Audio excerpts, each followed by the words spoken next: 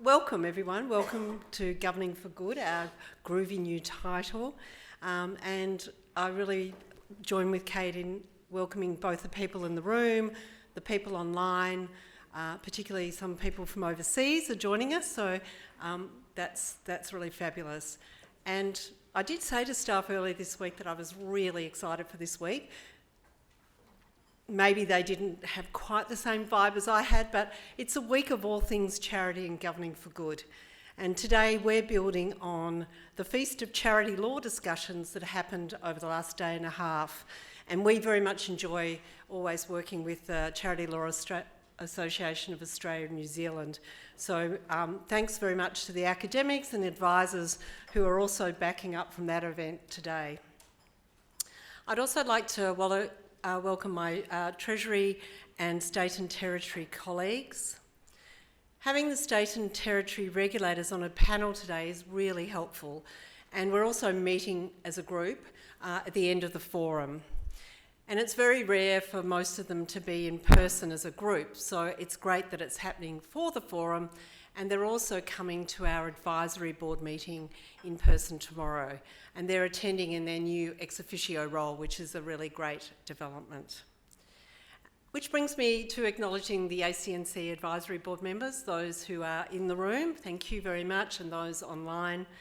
And a particular shout out to the chair, Sarah Davies, who will be providing at the end of today her very much relied upon reflections. And finally, really, today really reflects the emphasis we place on connecting the sector to other parts of the federal government. So I would like to acknowledge my federal colleagues who are on various panels and thank them for their time. In fact, under Ruby's amazing leadership, we have over 20 external speakers today, and importantly, that includes a range of peak bodies and charities. So what we've tried to curate on this agenda is to provide insights and guidance on how governance can be enhanced and how it can be right-sized for charities.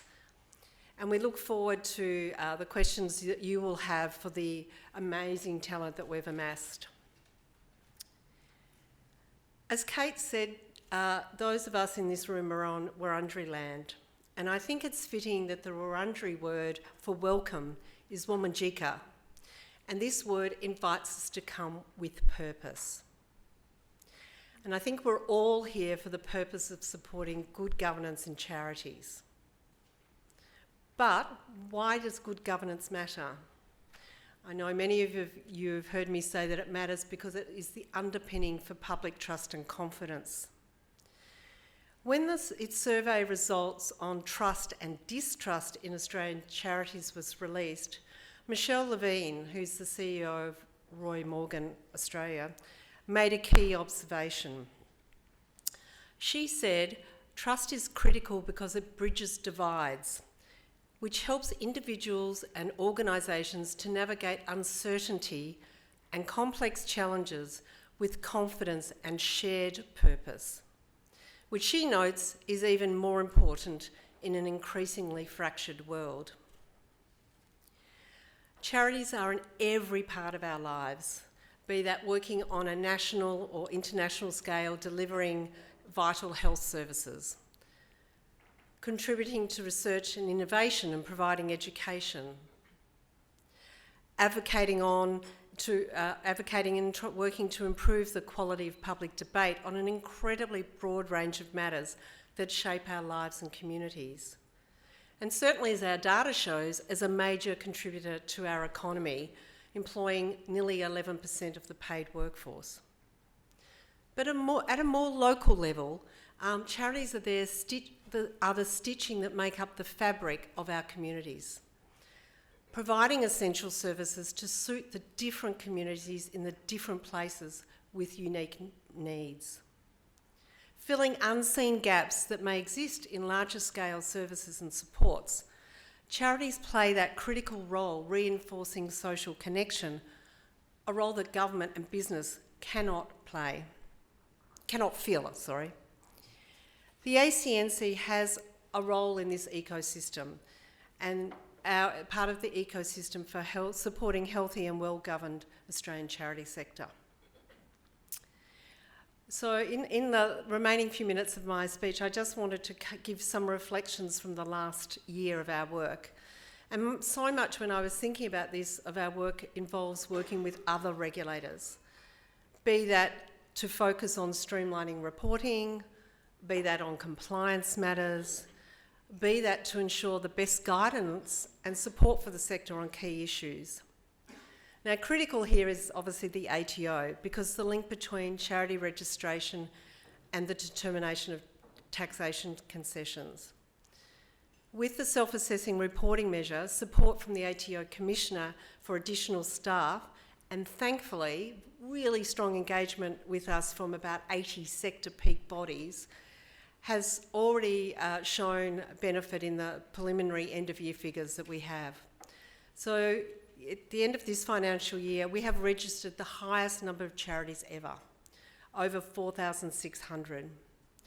And we managed to reduce the wait time from lodging an application to being allocated to an analyst down from the previously, what I would acknowledge was unacceptable level of 4 months, down to the majority being done in under 4 weeks. We've also worked with the Australian Signals Directorate and the Office of the Information Commissioner. We've helped them better understand the specific challenges of charities and not-for-profits when it comes to cyber security, risk and management. In turn, they helped us bolster our own privacy and cyber security guidance and resources. Another recent example of collaboration is our work with the Fair Work Ombudsman on industrial relations matters that impact the sector. Another key part of our work is obviously engagement with charities, and the forums that we've had in Adelaide, Hobart, Alice Springs and Darwin, just to mention some, have been a personal highlight for me. It's always where you get the richest information. And then if we take that out to understanding global issues, it's also very much on our radar, and I really enjoy our quarterly commissioner level meetings with my international colleagues, and most recently just last week. And also our compliance team do have regular connection as well. So our annual report is being prepared, and that will be tabled by the Minister in Parliament, as is the process, but the preliminary figures show that we have met or exceeded most of our service standards. And I really want to thank staff for their collaborative approach to meeting greater demand. That means we've dealt with more concerns being raised, more registration applications, certainly greater complexity in the nature of those concerns and in many of the applications. Finally, I wanted to let you know about some work that's just been published and some that's coming soon. From our regulatory work, we know that charities have the best chance of good governance if they have a strong governing document, one that is understandable and modern. And that's why I am very, very pleased that after a huge amount of work and great insight and contribution from many in the room and online, particularly the advisor and sector forum members, we've this morning published a significantly revamped constitution for those charities that want to operate as a company limited by guarantee. Now, I worked on the first version in 2013, but happily, it's not just one now, it's 5. There's 5 templates. It's a bit like steak knives, you know, you get more. So there's the standard one, there's one that guides you through being a public benevolent institution, there's one for health promotion charity, there's one where you've got a gift fund, and there's another one where you're endorsed to operate a fund, authority or institution. So I think that's, you know, one of the major contributions we can make, and everything that we improve in that way really helps the foundation. And instead of having sort of a lengthy guide that you print off and you have beside you, now the guidance is embedded as you go through the constitutions, and I really hope that this will be useful for many. Well, a big thanks to the team on that one. Last year, we raised an emerging issue around the use of complex structures to hide serious non-compliance. And as is core, and it will always be core in our regulatory approach, we've looked at how to provide education and guidance to prevent governance concerns related to this issue, because we know the vast majority of people running charities are trying to do the right thing. So early this week, we published guidance on governing practices for complex structures. And again, I want to thank those of you who provided very detailed feedback on the first draft. I want to thank the ACNC legal, compliance and guidance staff who've worked on this document. And I know my international colleagues are very pleased that we've put forward this guidance because it's something they're also very interested in. My hope is that people, particularly who might be joining a board where they get there and they realise, oh wow, this is quite complicated, you know, there's many entities here, what's best practice? It's hopefully a resource that they can dip into to ask questions and to look at what they've taken on. Now there are a few things ahead, so to name a few, we will be updating our Commissioner's interpretation statement on housing.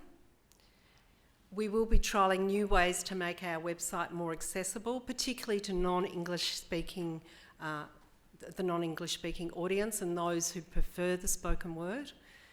We'll be continuing to work on improving the on-time reporting rates, and we'll be looking at ways to support charities to improve their record keeping, because across the board, time and time again, we see that as a situation that often marks poor governance. And we want all charities to be governed for good so they can achieve their purpose. We want a thriving, sustainable, innovative and trusted Australian charity sector.